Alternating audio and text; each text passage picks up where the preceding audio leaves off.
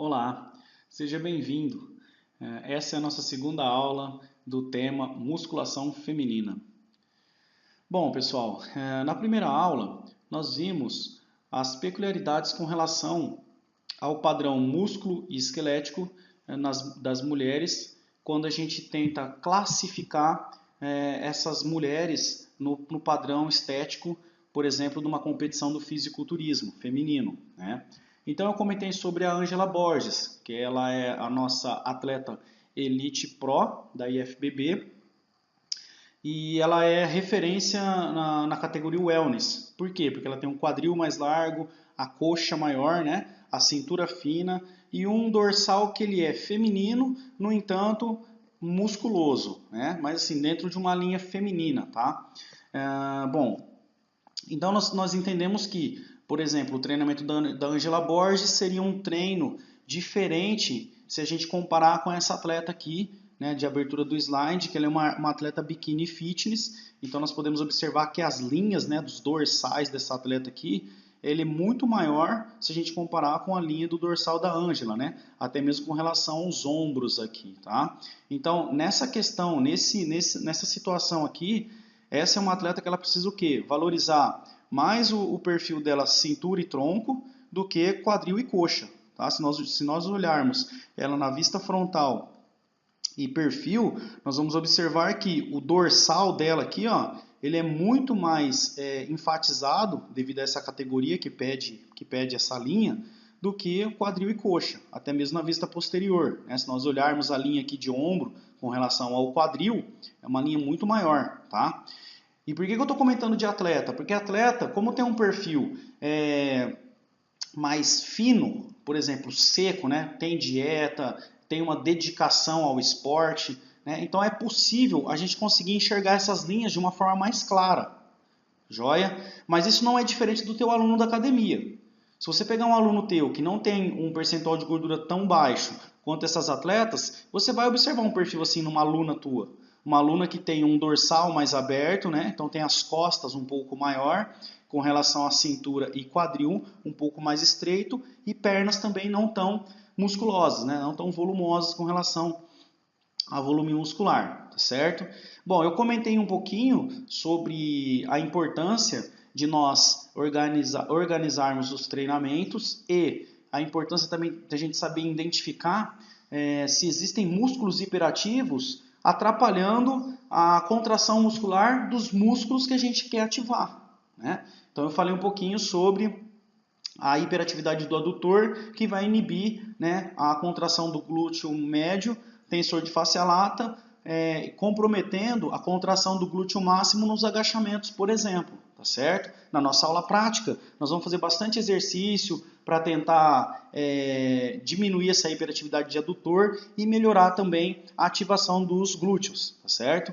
Bom, então dando continuidade, pessoal, agora eu vou falar um pouquinho sobre os exercícios básicos ainda, né? Quando a gente olha para um agachamento, ele é um movimento básico, porém se a gente observar a mecânica do movimento, ela é muito complexa, né? Por que eu estou falando isso para vocês, né? A gente tem uma ativação aqui, ó, dos eretores espinhais para poder manter o tronco alinhado, né? Então tem a ação do glúteo fazendo o que? A extensão do quadril. Então o quadril ele vai flexionando aqui, ó, alonga o glúteo, e aí no momento da subida, né, faz a extensão com a contração do glúteo, né? E quadríceps funcionando, né? Então nós temos muitos músculos sinergistas. É importante a gente observar isso porque a complexidade. Se o teu aluno ele tem gastrocnêmio, né, e sólio encurtado, que são os músculos da panturrilha, ele não consegue fazer dorsiflexão, ele não vai conseguir agachar de uma forma eficiente. Porque na hora que ele começa a fazer a dorsiflexão, porque aqui se você observar a linha aqui, ó, do pé com relação à tíbia, ele está fazendo uma dorsiflexão, tá? E se ele não consegue fazer dorsiflexão, ele não vai conseguir agachar provavelmente em ângulos, né, com grandes amplitudes, comprometendo o quê? A ativação dos grupos musculares da coxa e do glúteo, tá certo? Outras complicações também, se ele não tiver uma boa estabilização, né? Então aqui, os paravertebrais não são músculos que estão com uma quantidade de força que são capazes de manter uma boa postura, ele vai fazer o quê? Uma flexão de coluna na hora que ele começar a agachar, tá? Então, esse tipo de padrão é importante a gente identificar, tá? Se o aluno consegue ou não agachar. Na nossa aula prática, né, nosso encontro presencial, eu vou dar algumas dicas de como melhorar esse perfil, tá? Uma dica simples, uma avaliação inicial, tá? Normalmente, quem vai fazer musculação comigo, eu peço para fazer alguns gestos. Não pode ser até o agachamento propriamente, mas se a pessoa estiver em pé, de frente para você, você pede para ela fazer uma dorsiflexão, né? Que é levantar a ponta do pé, fazendo esse movimento aqui, ó. Existem pessoas que têm tão pouca mobilidade, né, com relação ao gastrocnêmio sóleo, que ela levanta o dedão do pé. É até engraçado. Porque não consegue fazer dorsiflexão. Então, logo, essa é uma pessoa que não vai agachar, independente da flexão do quadril dela, independente se ela tem as curvaturas da coluna preservada, lombar, torácica e cervical. Porque para fazer um agachamento você tem que preservar as curvaturas da coluna também, tá certo? Então, na nossa aula prática, a gente vai discutir bastante essas questões e esses aspectos, tá certo? Bom, no nosso próximo slide, outra coisa também que é muito comum a gente observar em academia, né? A execução do leg press. Às vezes os nossos alunos eles vão executar o leg press e aí é muito comum fazer o que? Retroversão da pelve, tá? Então, se a pelve desencostar aqui do banco, fazendo uma retroversão, você vai deixar exposto o quê? Os discos lá, né? A coluna lombar expostas ao quê? Sentir dor, né? Isso pode causar uma lesão se esse quadril ficar saindo do banco, né? Então, aqui nesse videozinho, o que ele mostra, né? As soluções para que isso não aconteça. Então, uma delas, diminuir a amplitude do movimento. Se você observar que o seu aluno está flexionando demais saindo do quadril, diminui a amplitude do movimento, tá? Existem outras formas de você conseguir identificar, se tiver complicado de você visualizar. Aqui ele dá esse exemplo do TheraBand aqui, né? Ó. Ele coloca, o bonequinho coloca um TheraBand, vamos lá. Coloca um TheraBand para quê? Para você forçar o teu aluno a permanecer com os eretores de espinha ativo, né? E aumentar a tensão aqui, posicionando o glúteo no encosto e no apoio, certo? Bom, ainda falando dos movimentos básicos, né? Algumas pessoas falam assim para mim, Gil, é levantamento terra ou agachamento terra? O exercício do agachamento, pessoal, ele faz uma flexão de joelho e quadril concomitante, certo? Então você vai fazer uma flexão de joelho e quadril, né? Estabilizando as curvaturas, preservando as curvaturas de coluna cervical, torácica e lombar. Aí entra a dorsiflexão e o quadril desce, tá? É mais ou menos nessa sequência, tá? Qual que é a diferença do levantamento terra? O levantamento terra, você precisa de uma flexão de quadril muito maior. Para quê? Para fazer uma extensão do posterior de coxa e do glúteo. Então tem que alongar demais, anota isso, tem que alongar demais da conta glúteo e isquiotibiais, para depois você aumentar a flexão do joelho e a barra em direção ao solo. Tá? Isso que eu estou falando pode ser algo simplista, mas é muito comum observar nas academias as pessoas fazendo agachamento com a barra à frente, dizendo que é levantamento terra, sendo que o movimento é totalmente diferente. Tá? Essa questão de você fazer o agachamento achando que está fazendo o levantamento terra, eu posso afirmar com vocês com muita propriedade, porque em todos os cursos e palestras que eu dou por aí, eu sempre pego um modelo para mostrar a parte prática. Tá? Na maioria dos cursos que eu vou, são professores de educação física, atuantes na musculação, e quando eu peço para dar o exemplo de fazer o movimento de agachamento ou levantamento terra, eles confundem. Tá? Porque eu levo normalmente um bastão e entrego o bastão para a pessoa e falo, me mostra o agachamento como é. A pessoa faz. Fala, agora como é que é o levantamento terra? Ela pega o bastão, coloca à frente do tronco, né? Posicionados ali na linha dos joelhos, o bastão, e faz um movimento de agachamento como se fosse levantamento terra. E está errado. Tá? O levantamento terra, para ele acontecer de uma forma eficiente, para aumentar a ação de isquiotibiais, posteriores de coxa, né, e os glúteos, você precisa de uma extensão maior. O quadril, o bumbum tem que ir lá atrás. Então, ó, como está demonstrando aqui nessa imagem, ó. Tá? Então você tem que fazer bastante alongamento aqui da cadeia posterior para depois entrar a flexão do glúteo e joelho para a barra passar à frente dos joelhos aqui. Tá certo? Isso nós vamos corrigir, nós vamos treinar juntos na nossa aula prática.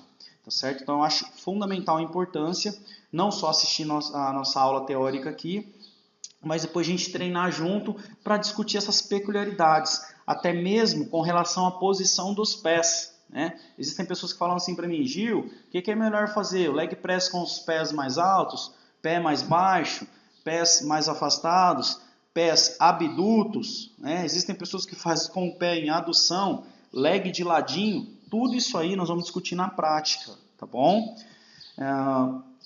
Então, dando continuidade, falando dos exercícios, também é muito importante ressaltar a anatomia. Se nós compararmos ossos, né, estrutura óssea de homens e mulheres, não tem muita semelhança com relação às medidas. Né? Então, normalmente os homens eles apresentam ombros e quadris, né, mais estreitos. Quando comparado com as mulheres, eles têm um ombro mais largo e o quadril mais estreito.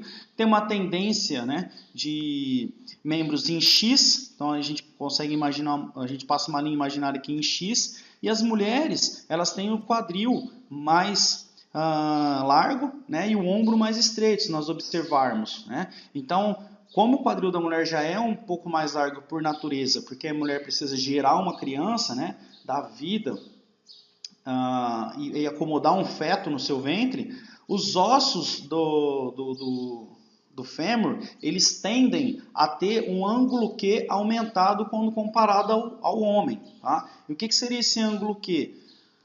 O ângulo Q é isso aqui, ó. Se a gente observar a pelve de um homem e da mulher, nós vamos observar que a cabeça do fêmur, né, em relação a direção da patela aqui na articulação do joelho, ele tem um ângulo aumentado, né, na mulher se comparado ao homem.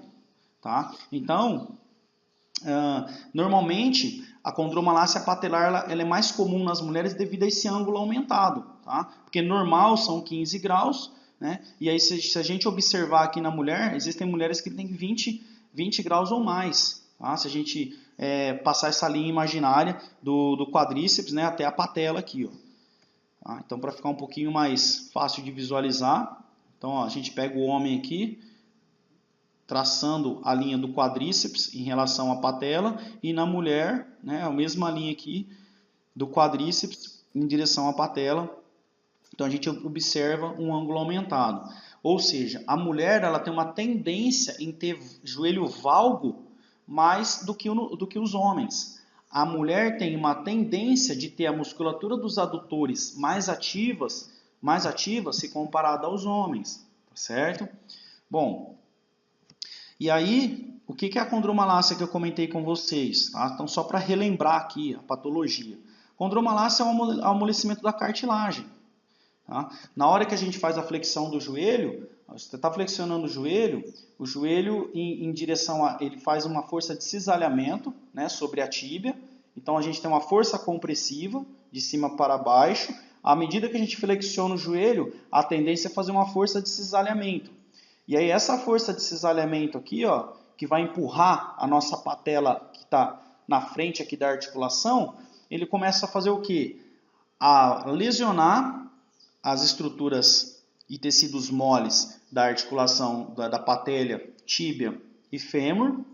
E aí acontece essa inflamação aqui. E a gente tem o quê? Todo esse tecido cartilaginoso comprometido.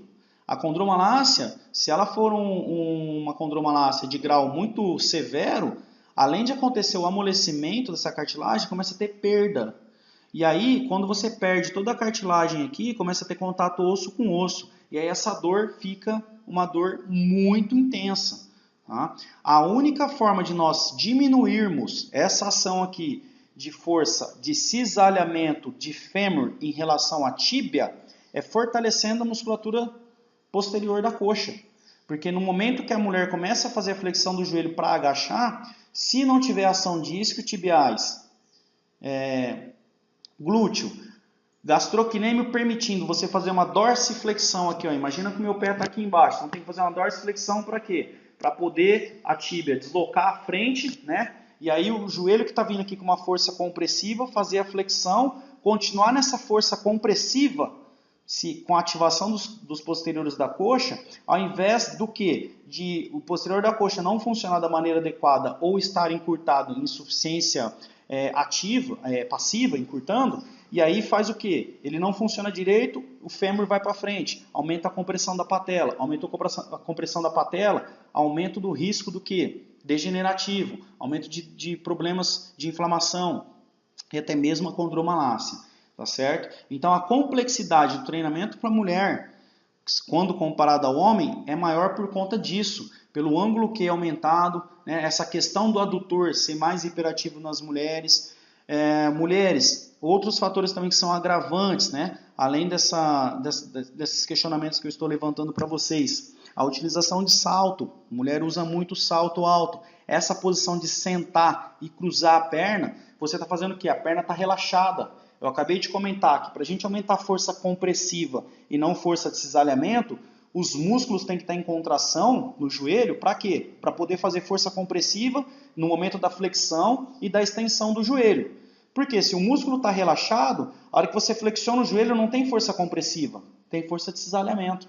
Então essa posição de ficar sentado com a perna cruzada, a musculatura do posterior da coxa está relaxado. Aí a tensão aqui no joelho, aqui ó, patela e fêmur, tíbia e patela, é aumentada, porque como a musculatura está relaxada, a tendência não é o joelho estar flexionado assim, né, com uma força compressiva aqui. A tendência é o joelho estar flexionado com a perna que está aqui embaixo, fazendo o quê? Uma força de cisalhamento. Por isso também que é comum a gente escutar queixas de mulheres que falam assim, às vezes eu estou sentada, eu sinto dor no joelho. Por conta disso, tá certo? E se a gente observar, de fato as mulheres adoram, né? Principalmente as que são menos altas, a utilizar saltos cada vez maiores. Utilizando o salto maior, a tendência na posição ortostática é aumentar cada vez mais forças compressivas e forças de cisalhamento na articulação do joelho. Tá certo? Então, sentar com a perna cruzada, com a perna relaxada, é um fator que agrava, né, esse problema da condromalácia, inflamação das cartilagens, e a utilização de salto alto também. Tá certo? Então, essa foi a nossa segunda aula. Falei um pouquinho sobre anatomia e as diferenças, principais peculiaridades entre homens e mulheres. E não perca a próxima aula que nós vamos comentar sobre alguns aspectos com relação à prescrição do treinamento para a mulher, tá certo? Nós vamos falar um pouquinho sobre resposta hormonal, se ela é semelhante ao homem ou não, qual tipo de treinamento vai ser mais interessante para as mulheres, tá certo? Então fica comigo, até a próxima aula e um grande abraço.